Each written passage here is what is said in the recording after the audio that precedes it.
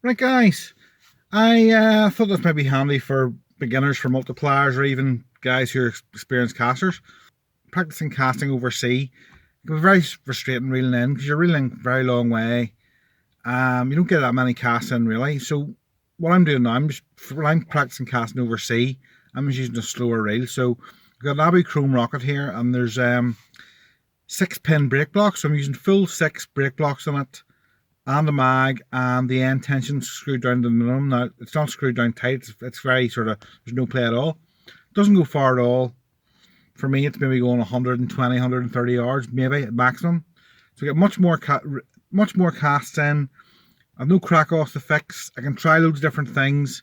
Doesn't matter if I hit the ground, it's not going to crack off. Sometimes when you hit the ground and you come around, it tends to crack off. So I think from now on I'm just going to keep my faster reels for either the beach at low tide or in the field. But I'll maybe do a video to show you the brake block. That's the wee brake block holder. I actually lost 2 of the brake blocks, but there's 4 on there at the moment. So that wee thing itself is only about £5 sterling. So that even fits on old style Abbey spool, just clips on, clicks into place. And for it to work properly, you really need a 4-slot pinion, which is the newer style one. You can see there's 4 slots in it.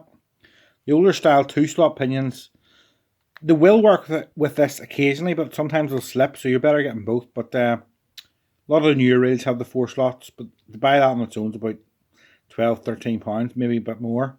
But this bit here is only about a fiver, so definitely worth doing. So 6 brake blocks, mag screwed right in, and minimal side play. And when I mean minimal, I don't mean so tight that the bearings are being crushed. I mean basically get the minimum amount of play and then just tighten it another quarter of a turn pretty much.